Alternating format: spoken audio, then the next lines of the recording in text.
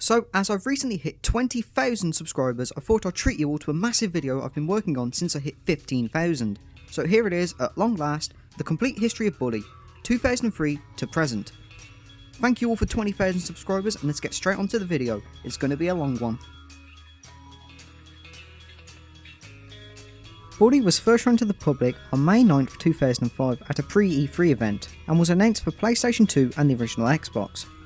This event also featured Grand Theft Auto San Andreas, Grand Theft Auto Liberty City Stories, and The Warriors. Sam Houser, president of Rockstar Games, had this to say about Bully. "We are really excited about the first title to be developed by our Rockstar Vancouver studio. We fought hard to keep this title under wraps for ages, and I'm thrilled that we can finally unveil it to people here at E3. And then proceeded to show the very first image of Bully to ever be shown to the public.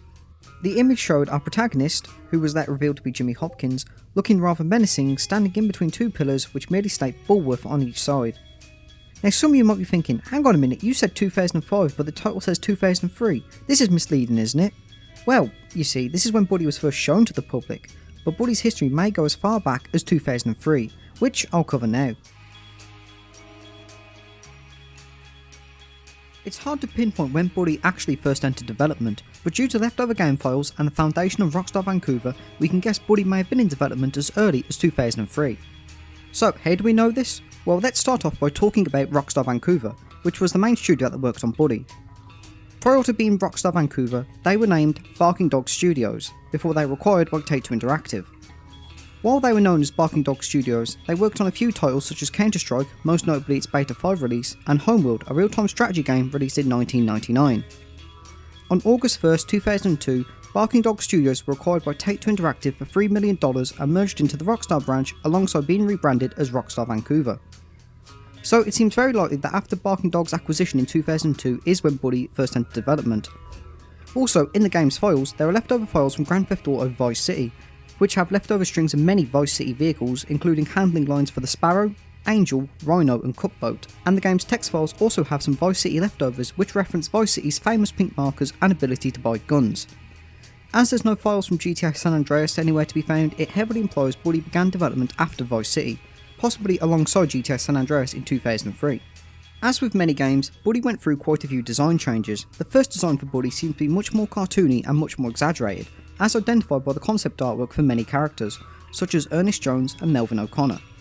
The design Bully was going for here seems to be very reminiscent of the style used in Bully's comic style artwork, which can still be seen in the final game's loading screens in the background.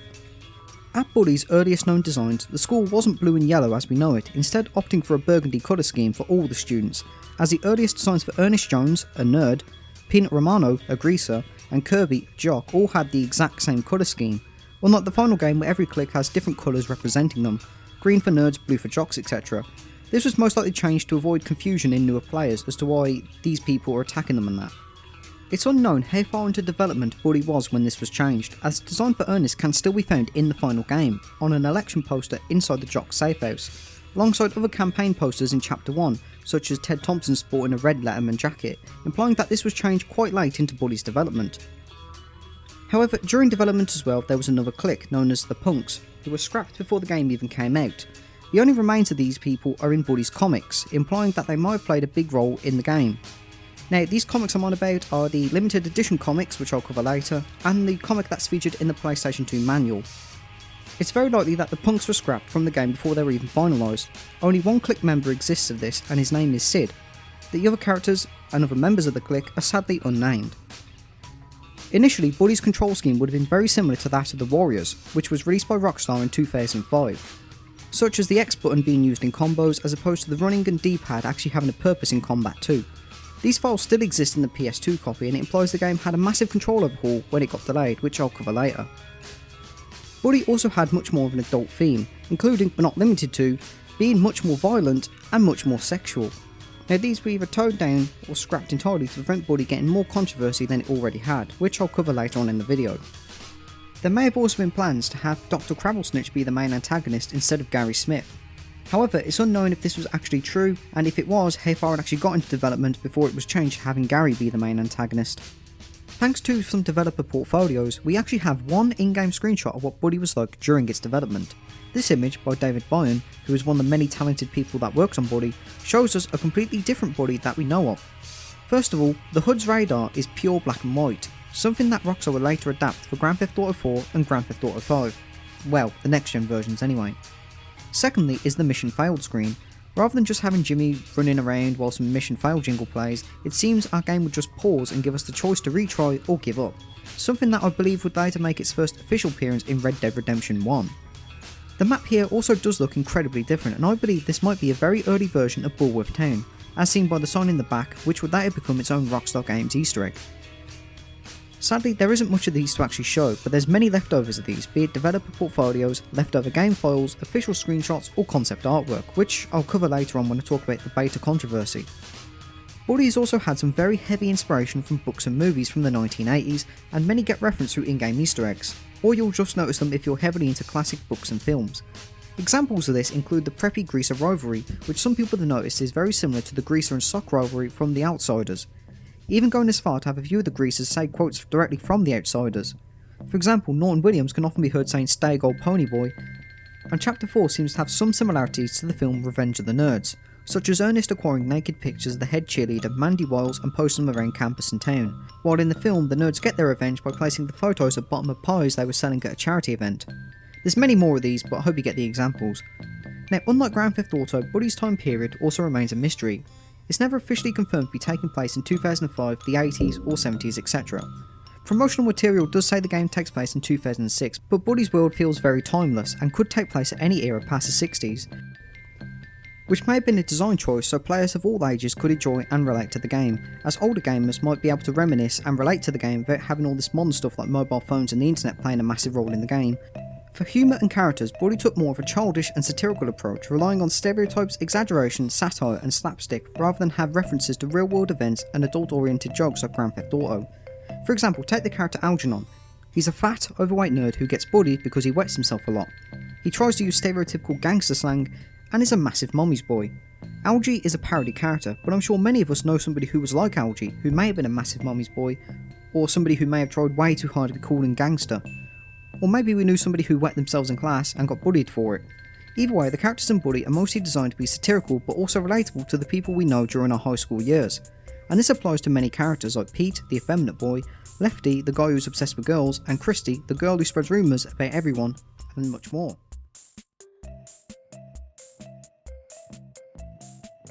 Cut content is incredibly common amongst games. After all, you can search up anything to do with the beta of your favourite games, be it Grand Theft Auto, Fallout, Crash Bandicoot or Super Mario. But Buddy seemingly takes cut content to an entirely new level. Following the PC release of Buddy, many people have data mined the game and found all kinds of cut content. At first, this doesn't sound very special as pretty much every game gets data mined at some point. However, over 12 years later, data miners have found practically a large majority of the game unused in the game's files, broken, unused or very small leftovers that list a lot of detail of what Buddy was going to be like during development. Much of this cut content includes stuff like missions, cut objectives and how Jimmy himself and other characters would react during these missions. Characters, while there aren't many cut characters, quite a few do go unused alongside alternate appearances for them. Features such as late night racing, BMX tricks and having multiple custom outfits. An entirely deleted chapter, as the game indicates there was a 7th chapter. Fighting moves, weapons, stores, the ability to purchase custom music and fireworks, clothes, music, interactions, because Jimmy may have been able to have actual conversations with characters, something which you can do in Red Dead Redemption 2, map changes, the boys' dorm 2nd floor, the academy 3rd floor, and so much more. I won't go over all of these, but if you want to see how much content was cut from Buddy, check out the many beta videos by me, Swegter, Deadpool XYZ, or Simon Bestia. The amount of cut content there is in Buddy is simply unbelievable. There's that much leftover content in Buddy, there's even audio files of the original voice actor for Jimmy before Jerry Rosenthal voiced him.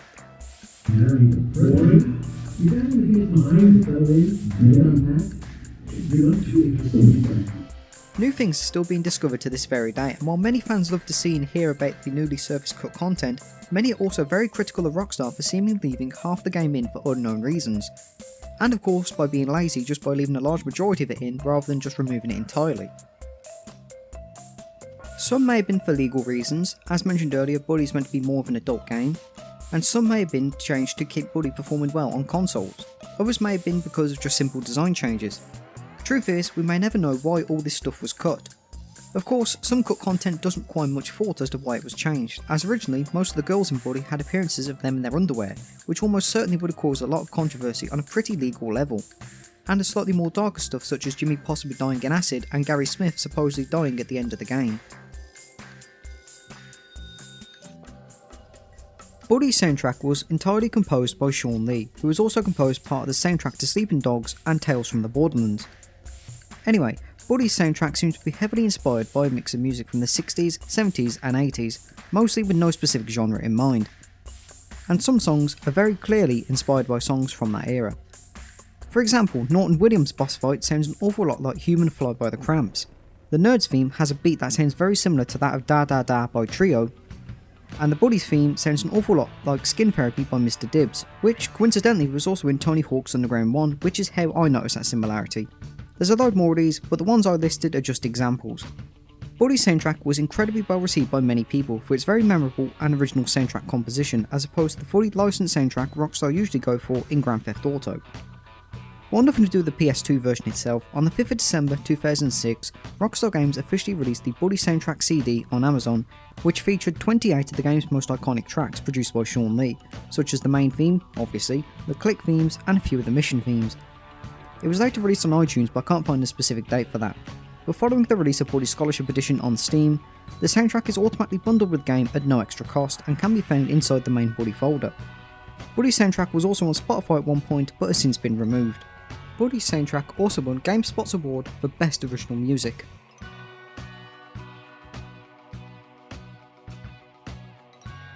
As Buddy was a very controversial game, Buddy had its fair share and harsh criticism before the game was even released, much like Rockstar's other games such as Grand Theft Auto and Manhunt.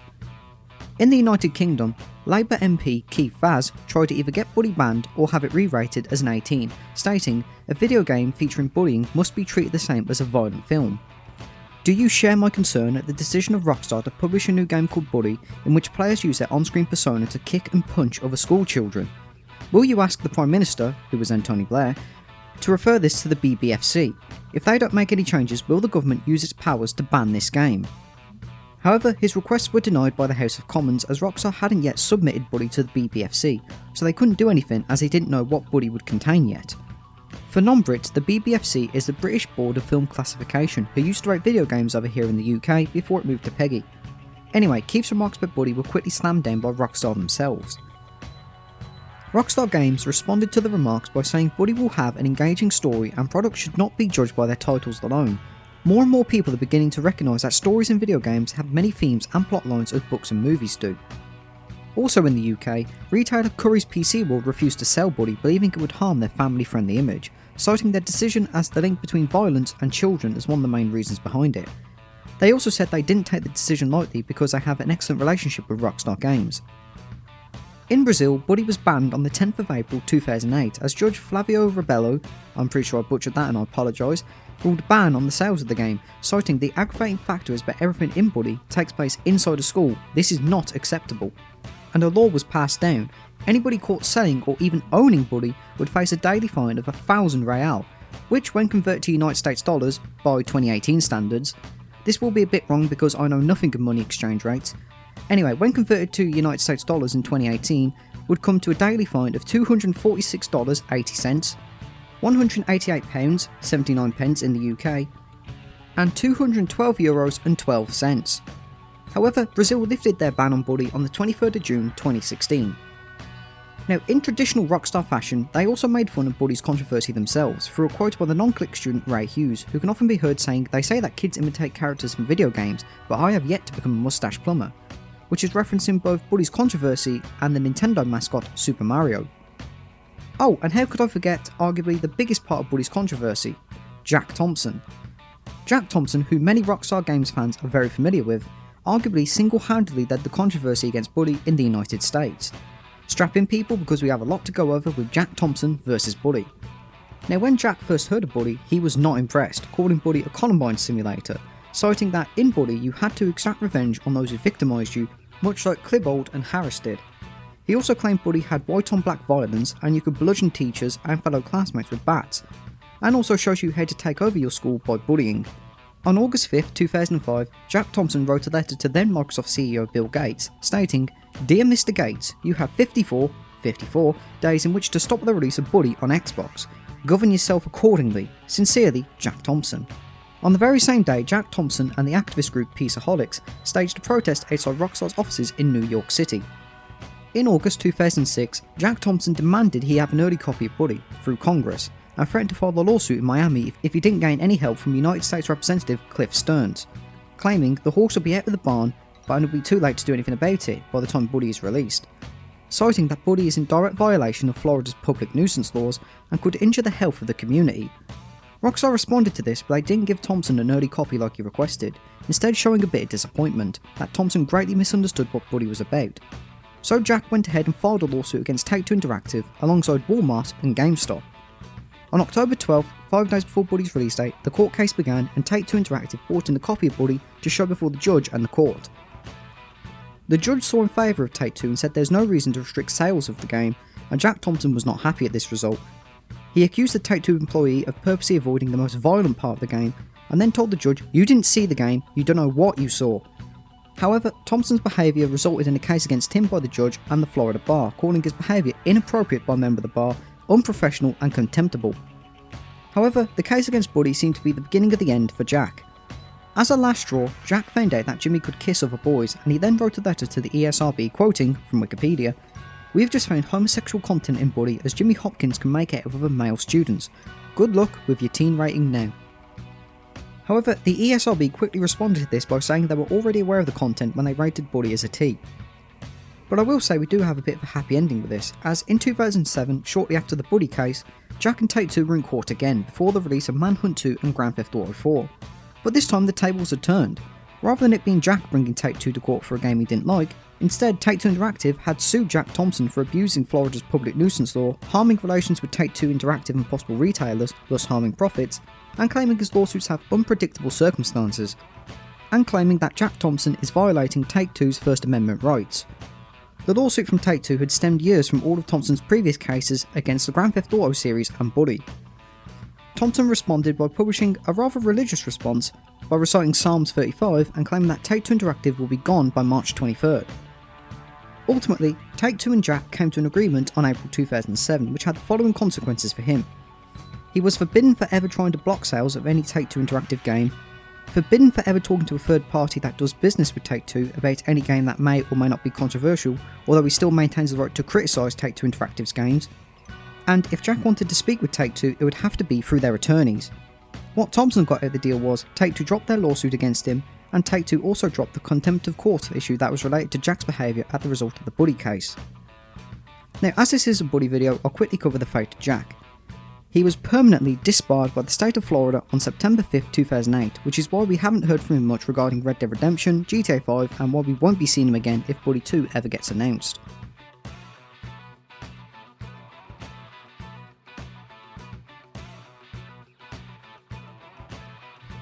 To anybody outside of Europe, you may not have noticed this change, but in September 2006, Buddy had its name changed from Buddy to Canis Canem Edit in Europe due to controversial issues and protests. The name Canis Canem Edit is Latin for dog eat dog, and is actually the motto for Borth Academy and can be seen on the school's crest when you enter the academy. Nothing else has really changed aside from the box art, which kept a very similar design to that of the American version of the game, but the title now had Canis Canem Edit in an arch over the crest, as opposed to just having Buddy at the top. However, in 2007, when Rockstar announced the Scholarship Edition for Xbox 360, PC and Nintendo Wii, Rockstar changed the name back to Buddy. After all, Canis Canem Edit Scholarship Edition doesn't have the same ring to it. But when Buddy was re-released on the PlayStation 3 and PlayStation 4 through the PS2 Classics, European console owners still got the Canis Canem Edit name. While nothing bad happened, it did initially confuse some people, especially those who didn't play the game.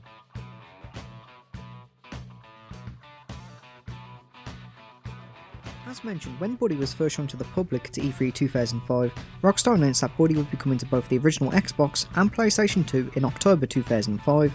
However, in September 2005, Rockstar sadly announced that Buddy wouldn't be arriving this year, instead being pushed back to October 2006, citing development concerns as the cause for the delay. Buddy on the original Xbox, however, was quietly cancelled sometime around August 2006 with no official reason being given by Rockstar. The PS2 release was still going ahead as planned. However, many fans believe this was an excuse and actually had something to do with the Xbox version being cancelled.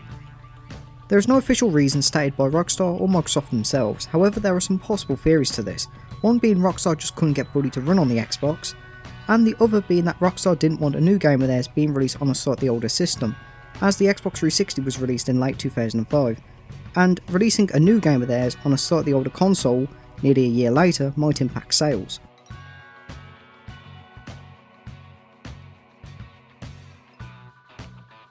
Now, Buddy's official section on Rockstar's website went up shortly after its announcement at E3 2005 and can still be visited via the Wayback Machine.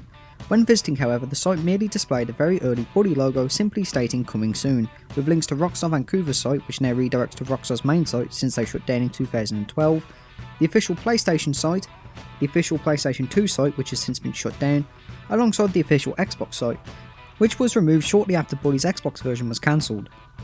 Now, many of you are probably very familiar with how Rockstar have marketed Red Dead Redemption 2 by announcing it and then not mentioning it again for a few months before dropping another trailer announcement months later. Well, Rockstar were the exact same with Buddy in the marketing department, except rather than just drop a trailer like they did with Red Dead and GTA 5, Buddy never actually got a trailer until August 10, 2006, just about 2 months before Buddy was actually due for release. Since that day until October is when Rockstar started marketing Buddy, and the second trailer was released on August 22, 2006. Alongside Rockstar announcing the Bullworth Prospectus, which is still accessible today and gives the reader a preview of Bullworth Town alongside a note from Dr. Crabblesnitch and various other promotional screenshots, and a then preview of the Buddy soundtrack which would play when you visit it. Now, if you visited the GTA 5 or Red Dead Redemption 2 pages on Rockstar's site, as it's Rockstar's way of advertising their world. Until the release of Trailer 3, many gaming outlets such as IGN, Game Daily and the official PlayStation magazine got to review early copies of Buddy, which I'll cover in the next part. On September 18th, Rockstar released the third trailer for Buddy alongside the student Facebook. No, not that Facebook, but another bit of promotional material which gave some biographies on some of the staff and students. While somewhat unannounced, this Facebook section also had small character trailers, about 20 to 30 seconds long, on characters such as Melvin O'Connor, Johnny Vincent, Damon West and more. Now, these trailers sadly only exist in 144p. Now, unlike nowadays, where special editions of games are announced months before the games even come out, looking at you, Call of Duty Black Ops 4 Digital Deluxe Edition Enhanced, Buddy has a rare collector's edition, officially called the Special Edition by Rockstar, announced on October 12, 2006. And this special edition of the game includes a dodgeball, a special locker-like case, a comic and Rockstar stickers. This special edition was only available in America, I believe, and this edition wasn't re-released for the Scholarship Edition either, and due to the rarity often sells upwards for £200 on eBay and Amazon. On the same day, Rockstar also dropped the fourth trailer for Buddy, which would be the final pre-release trailer alongside one last tease, where they'd put up the Campus Rules handbook on their site, and this handbook teased some of the game's features under the guise of rules. Now, even though Buddy was officially released on October 2006 and the marketing for Buddy was mostly done, Rockstar released an extra trailer on December 13, 2006 called the Holiday Special, a Christmas themed trailer showcasing off the winter season, Christmas and some of the mischief the player can get up to during the winter season. Alongside Dr. Crabblesnitch wishing everybody a Merry Christmas from Bullworth Academy. Merry Christmas from everyone at Bullworth Academy.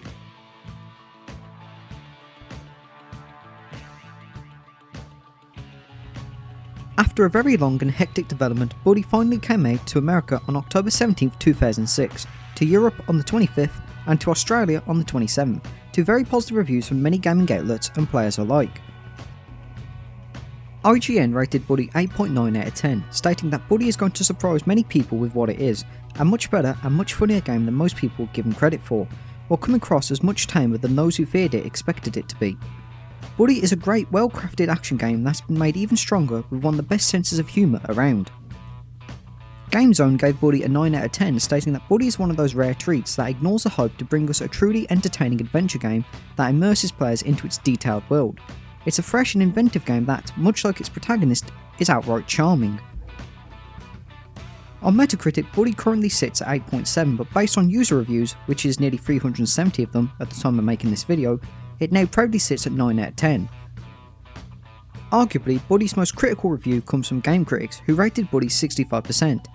However, their review has since been deleted, so all we have to go off is this little blurb on Metacritic. Buddy is the same product I've consumed 4+ times before, and an interesting thematic twist isn't enough to sing its praises.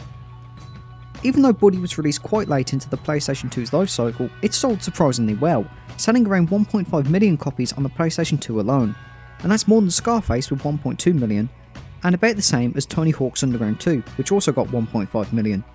But a bit less than WWE SmackDown vs Raw 2007 with 1.53 million.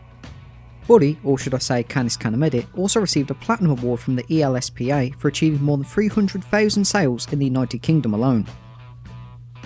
Buddy was later re-released on PlayStation 3 in 2012 and PlayStation 4 in 2016 under the PlayStation 2 Classics section, alongside most other Rockstar titles from that era, and other series like Jak and Daxter, Destroy All Humans and Parappa the Rapper.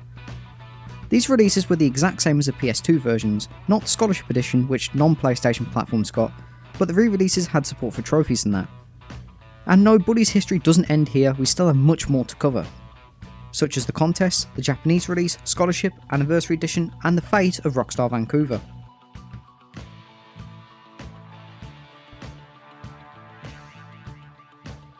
Now, I just want to clear something up here, but a few months ago I actually made a video explaining the contest Rockstar held for Buddy to celebrate its release, and I actually made that video as a teaser for this one, but I decided against revealing that as to not to ruin this video. So it may seem I'm just being lazy here, but I can assure you it's not. Here is the 2007 Rockstar Games contest. It was only available in 2007, and as far as I'm aware, the contest was only open to 2 countries, the United States and the United Kingdom. Now surprisingly, the contest site for this can still be accessed at rockstargames.com/canis/contest. Now I'm just going to say this because of idiots, but this contest ended over 10 years ago, don't even bother trying to enter. Upon entering this site, you'll get this little jingle video thing.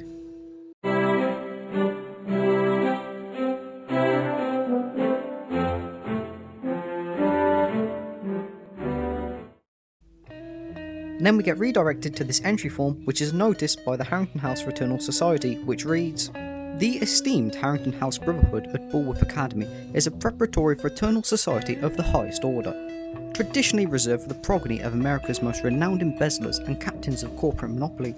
We are now forced by an absurd civil ruling to open admission to the hoi polloi of Bullworth as well. Bullworth underclassmen interested in joining Harrington House must first complete preliminary initiation rites by filling out the form below. After a careful review of the median household income of your hometown and furtive study of your family genealogy via your surname, we will contact any applicants that we deem to be Harrington material. In the event that none of you meet our standards, we may elect not to accept anyone as a member of Harrington House at all. In which case, 5 lucky applicants will receive a consolatory gift package which includes our standard issue school colours rugby jersey, Bullworth stationery set and much more. Now the prizes for both America and the UK were completely different, so I'll cover what the British would have won, and then I'll cover the much better prizes the American winners would have received. The British winners would have won a ruler in a traditional old-fashioned style with Canis Canem Edit engraved onto it, a button set of 6 pin badges, 4 of which bearing the various parts of the school crest and 1 full logo and 1 that just states Canis Canem Edit, a notebook with Canis Canem Edit branding, a rugby jersey, orange and blue striped and the Bullworth crest sewn on with Canis Canem Edit sewn on underneath it, a sticker set, one which says Canis Canem Edit Bullworth Academy and another sticker that is a bit harder to read, a set of marbles with a branded pouch which does look like it's made out of velvet, and the marbles themselves are blue and yellow with the various logos of Bullworth Academy on them. And finally, a t-shirt with Canis Canem Edit on the front.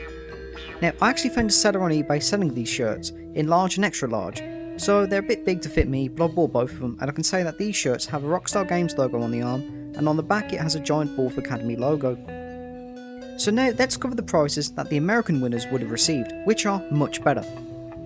The Americans would have won a cricket bat with the Bullworth Academy logo and Buddy branded onto it, a button set much like the British one, however the Canis pin is replaced with Buddy, a skateboard deck which is blue and yellow and has the Buddy logo on it alongside a Rockstar Games logo at the bottom, a dodgeball which used to be only purchasable with the Buddy Collector's Edition until Rockstar decided to release it on the warehouse,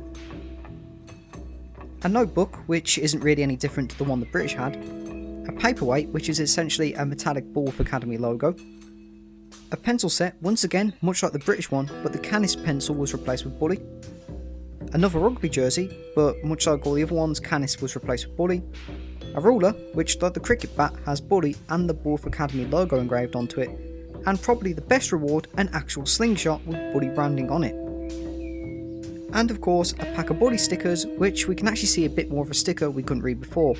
So if I had to guess that this bumper sticker reads, "My child was expelled from Bullworth Academy," which most likely seems to be a play on those proud parent bumper stickers some people have. And finally, another t-shirt, but this one just states Buddy, where the U is replaced with the logo.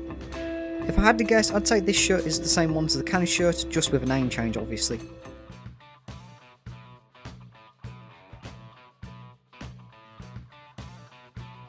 On July 19, 2007, Rockstar officially announced that Buddy's Scholarship Edition would be coming to the Xbox 360 and Nintendo Wii. The PC version wasn't announced here. In the announcement, Rockstar stated, both the Wii and Xbox 360 versions will retain the wit and deep gameplay of the previously released PlayStation 2 Computer Entertainment System title and will boast additional new content. This new content was later being revealed as 4 new classes, 8 new missions, new characters and multiplayer in the form of minigames. Well, at least for the 360 and Wii anyway. Now, Buddy's Scholarship Edition wasn't heard from again until January 2008, when Rockstar uploaded the official trailer which showed off the new and improved graphics of Scholarship Edition. However, what some people weren't expecting were that these enhanced graphics were only available for the 360. The Wii port of Buddy retained the PS2 style graphics. So where's the PC version in all of this? Well, in classic Rockstar fashion, Buddy on PC wasn't announced until September 18, 2008, where it was scheduled for an October 21st release on Steam and DVD.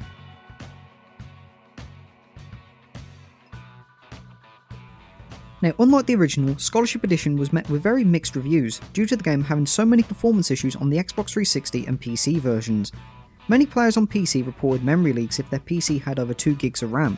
The game world would start unloading and loading up very quickly, and infinite loading after talking with Dr. Crabblesnitch. You know, the thing you do about 3 minutes into a new game.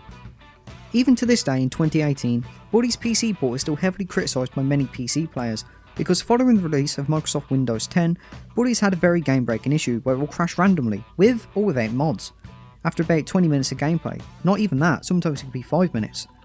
Thankfully, however, in 2018, a fan-made patch was made by Silent, who some of you may know from the GTA modding scene, which fixed the crashing issues on Windows 10.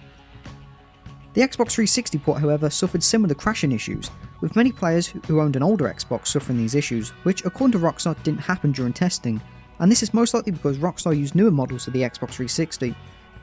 Both the Xbox 360 and PC versions of Buddy got a patch, which fixed the issues that players were having, but PS2 players still noticed how much worse the Scholarship Edition ports performed compared to the then last generation consoles. The Nintendo Wii version of Buddy, however, didn't have the issues that the 360 and PC had, and received fairly high praise from fans and reviewers alike, because it was what the port should have been, a decent job without the issues. Now, I apologise for backpedaling a little bit here, but going back to the beta discoveries on the PC version and the lack of these cut files on the original PS2 copy leads many people to believe that Rockstar used an earlier build of the game to work from for the Scholarship Edition ports, alongside some downgraded visuals which we can see here by the lighting.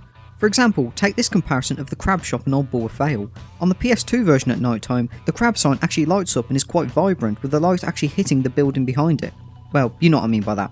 While on the Scholarship Edition, on the Xbox 360 and that, the only thing that happens is the crab sign has a bit of a neon line around it. There's no reflection of the lights at all anywhere to be seen. Alongside really glitched low quality audio,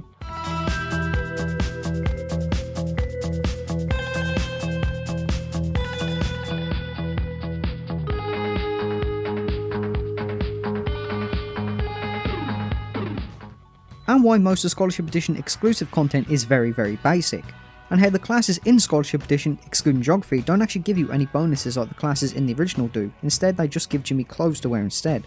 That's not even counting how some of these Scholarship Edition exclusive missions appeared in pre-release trailers for the PS2 versions of the game, which seem to have been cut and re-added back into Scholarship Edition. Regardless of these issues, as the years have gone by, most of these issues are now mostly non-existent, and the reviews of Scholarship Edition are now mostly all positive. Although some people in the community still are a bit critical of the Scholarship Edition compared to the PS2 version.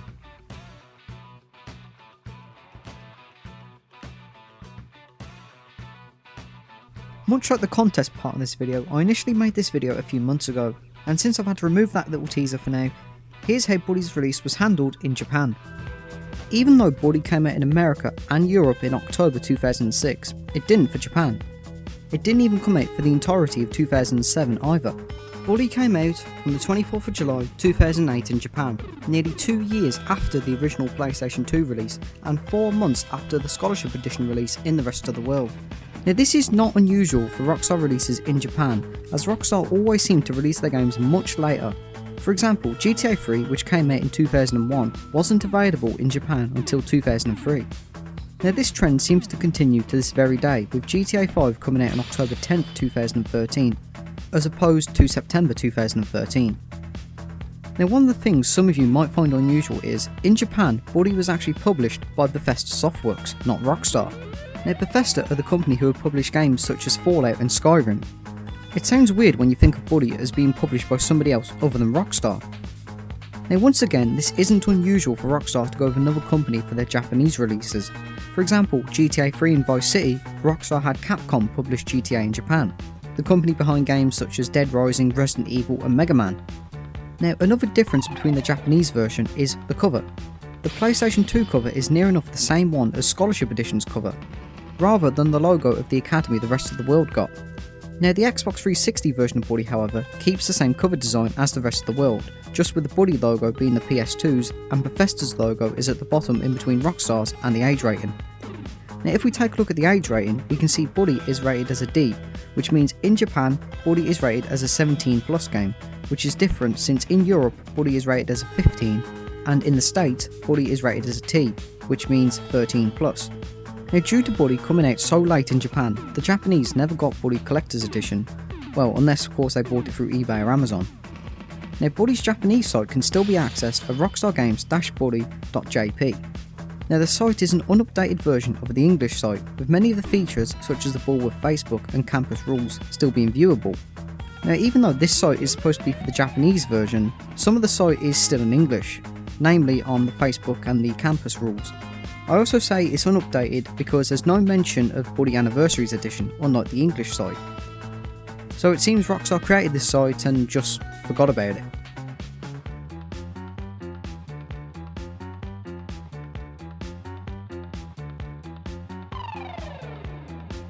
Now the name for Buddy wasn't changed, thankfully. Although the Xbox 360 version isn't called Scholarship Edition, it's just called Buddy. Now even though it still has all the stuff the 360 had.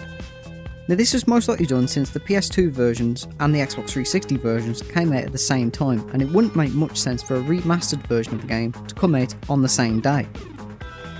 So going off this, Buddy is probably the only game with different names for different versions. Buddy, called Buddy in America and Japan, is called Canis Canamedit in Europe. Buddy Scholarship Edition is called Buddy Scholarship Edition in America and Europe, but it's called Buddy in Japan. At least the Anniversary Edition managed to stick to a name all regions can agree on. Now while it's nothing big, the trailer for Buddy's Japanese release only says the game is coming out on PlayStation 2 and Xbox 360, even though Buddy's PC version can still be purchased in Japan through Steam and it comes with full Japanese support, which I think came out in about 2011, I'm unsure of that however. Anyway, strangely, Buddy was never actually released for the Wii in Japan. Every other version eventually found its way onto its respective platform, except the Wii. I actually couldn't find anything on why Buddy's Wii version wasn't available. Could it have been cancelled at the original Xbox version? I don't know. Now gameplay wise, I only know of a few differences, namely the game comes with Japanese subtitles. There's no Japanese audio however, so if you're expecting a proper Jimmy Hopkins waifu, don't bother. Now even though it's not Japanese release specific, the PC versions have native support for Japanese subtitles, as do the Anniversary Editions.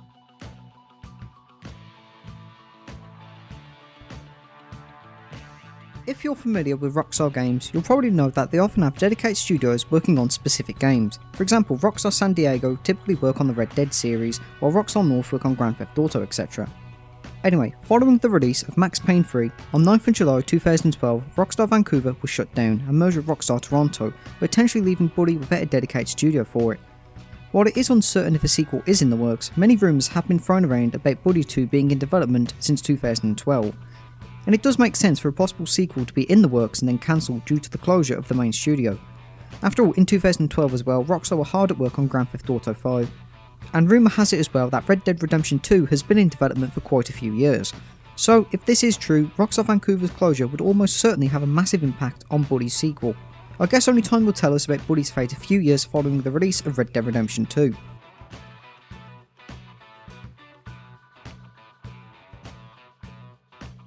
Coming up to the 10th anniversary of Buddy in 2016, many fans were wondering what Rockstar would be doing, with many speculating a port to iOS and Android as they have done with GTA 3, Vice City and San Andreas. Others were expecting a new game, as it has been about 3 years since Rockstar released GTA 5 at this point. However, many Buddy fans were disappointed in October 2016 when Rockstar completely ignored Buddy's 10th anniversary in favour for announcing Red Dead Redemption 2. On October 16, 2016, Rockstar tweeted this image, which made many Rockstar fans happy and excited, especially fans of Red Dead Redemption. 2 days later, on October 18th, Red Dead Redemption 2 was officially announced with no mention of Buddy's 10th anniversary anywhere to be seen. However, the anniversary wasn't forgotten about by fans, as Buddy got recognition and made it to the front page of Reddit during all the hype and excitement of Red Dead Redemption 2's announcement.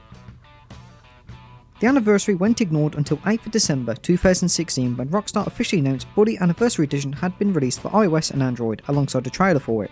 The anniversary editions of the game claimed to have upgraded visuals and lighting, a new HUD, as most of the HUD went through its own remaster, online multiplayer, however it was only where you and a friend could go head to head in class minigames, nothing like GTA Online or anything like that, some unique achievements that weren't on the PS4 or Xbox versions of the game, support for Rockstar Social Club, and some new sound effects. And the port was handled by Wardrum Studios, and there were a few minor changes to the game itself, such as the Nerd Challenge being nerfed and a few bug fixes from Scholarship Edition, and I believe a few flag changes in Geography class, so there's nothing entirely new here. The Anniversary Editions received mostly positive reviews and currently sits at 4.5 stars on the Google Play Store and 4.2 on Apple's App Store.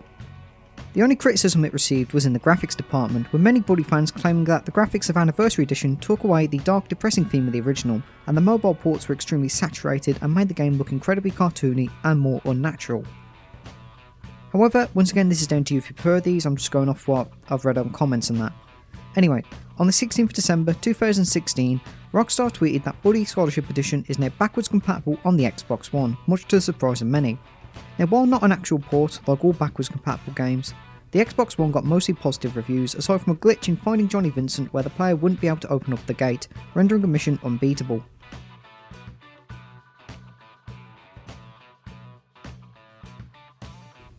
So now we arrive at the present day.